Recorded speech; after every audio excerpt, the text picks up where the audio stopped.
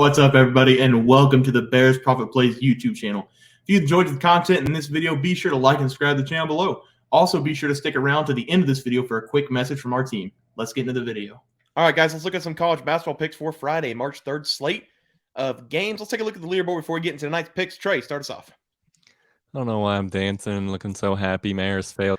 I don't even know where to go at this moment in time. I can't buy a win. I'm 2-5 in my last 7, and it feels like my world is slowly crumbling around me. I'm just trying to, duct tape the cracks, make sure that the house stays stable at this moment. And I'm shedding a tear while I was watching Mayor's lose, watching Patrick Gardner walk off the court, knowing that he only has one more game left in the regular season until they start their conference tournament. And I'm praying that he makes a run. He deserves it.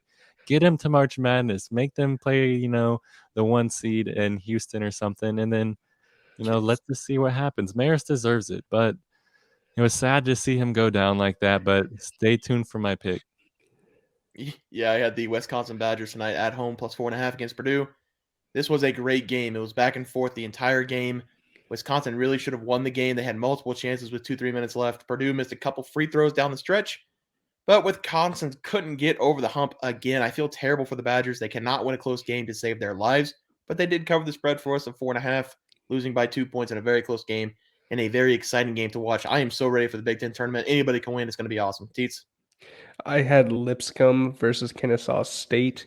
I had Kennesaw State minus 4.5, and they ended up winning at home by 9. Honestly, the kid from Lipscomb, I can't even pronounce his name, but shout out to him. He's been a baller all year. Just the rest of his team kind of fell a little short against Kennesaw State. Happy that they continue on. They're kind of a team that I could see making a pretty – okay, they're not going to make a run, but they can definitely take a 16 seed. They're kind of like a Marist situation. It'll be interesting to see what they do. But either way, happy I got a dub. Yep, 2-1 tonight, guys. Let's move on to tonight's picks. Trey, start us off.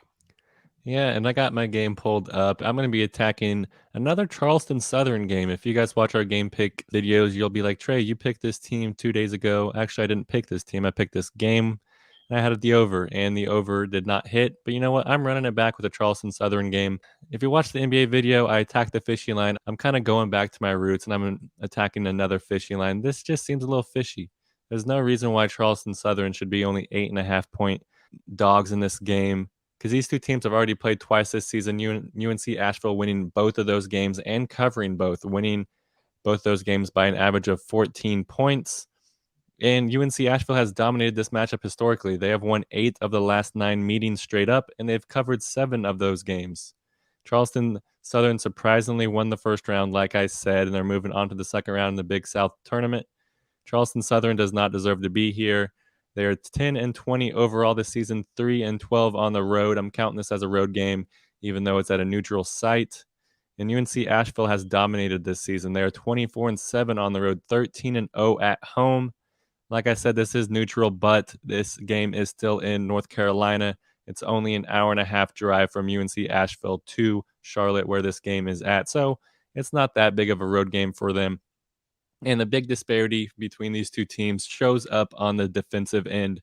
Charleston Southern has the 303rd ranked scoring defense, while UNC Asheville has the 145th ranked scoring defense. Not very good, but still twice as good as Charleston Southern.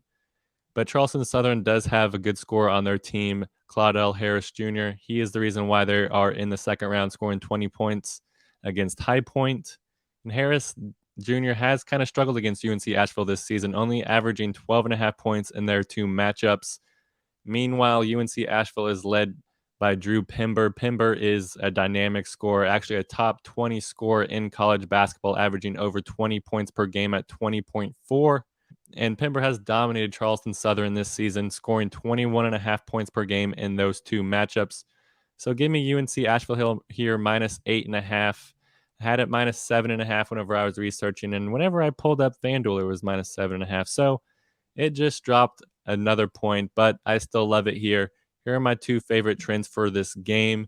Charleston Southern is 2-7 ATS in their last 9 games overall. UNC Asheville is 4-0 ATS in their last 4 games overall. And another bonus nugget, the favorite in this matchup, 12-2 ATS in the last 14 meetings between these two teams. Hammer UNC Asheville. I love this pick. Yeah, Trey, I like that pick a lot. For my pick tonight, I will go with a game in the American Conference. East Carolina versus Tulane. These teams just played each other on February 28th, 3 days ago. East Carolina beat the snot out of Tulane at home 83-68. That game was about as big of an outlier as I've seen this season in college basketball. Tulane has the best offense in the American Conference, while East Carolina is sitting at second to last.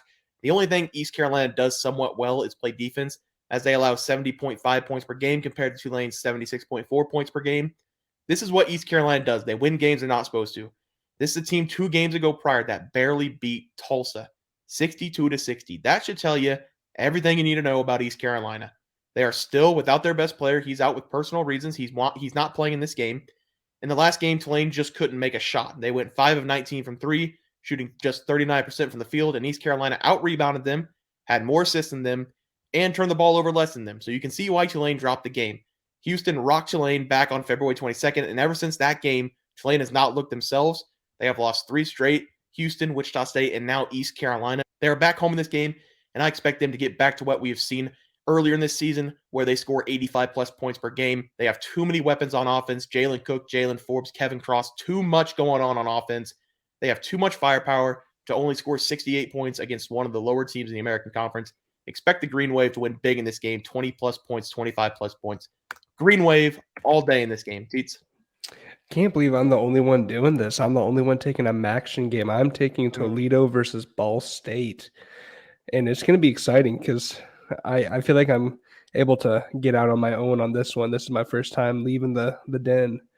So Toledo, we've talked about them a lot this year. Their offense is insane, and it's so insane that over the last 5 games they've played, they've averaged 92.8 points scored offensively. Defensively, they've actually stepped it up quite a bit too. Their defense has only allowed 71.2 points over their last 5 games. Ball State is pretty much about as average as you can find them over their last 5. They've scored 77.6 and gave up 77.4. So they've won games by an average of 0.2, which obviously isn't possible, but still, that just kind of gives you an idea how their last 5 stretch has been. For Toledo, they've got 4 dudes who are absolute monsters. You've got Ray J. Dennis, who's averaging 19 points, 4 rebounds, 6 assists. JT Shoemate, 16.7 points, 4.8 rebounds. Cedric Milner Jr., 16 points, 5.8 rebounds, and Dante Maddox Jr., 11 points, 4 rebounds. Those are the 4 names that you will hear for Toledo in almost every game. And if you look at any box score, one of those 4 names will be the ones leading for the 92-point scoring Toledo team. For Ball State, they do have 4 players. They're scoring 12 to 14 points per game. It is pretty salvageable, honestly. Head-to-head wise, Ball State actually beat Toledo at Toledo 90-83 in their last game. That was a lot earlier this season.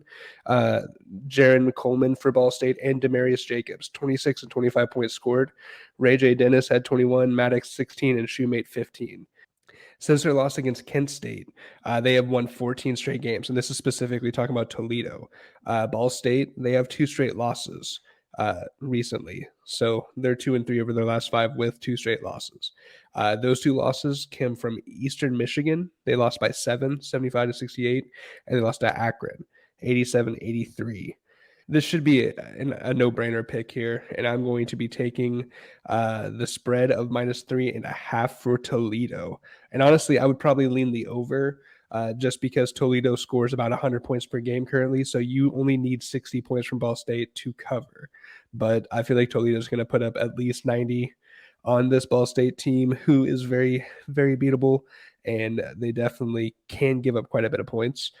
And I just don't think Ball State's going to be able to keep up. Last time these 2 teams played was way earlier in the season, and this is a completely different Toledo team that we have seen when they last played. And kind of the same for Ball State. This is a different Ball State team than when these 2 teams last played. So give me Toledo -3.5. If you want to make it interesting, sprinkle in a little bit of the over, and let's let it ride. Yeah, I was going to jump through this screen if you didn't take Toledo -3.5. So I'm glad you made the right pick there. I'm going to add EJ Farmer off the bench, an absolute dog for Toledo. He might not have the stats to back it up, but he plays like a dog. He's great. Toledo all day in that game. I love that revenge spot for them. Good pick, Teats. All right, guys, that'll do it for our college basketball picks and predictions.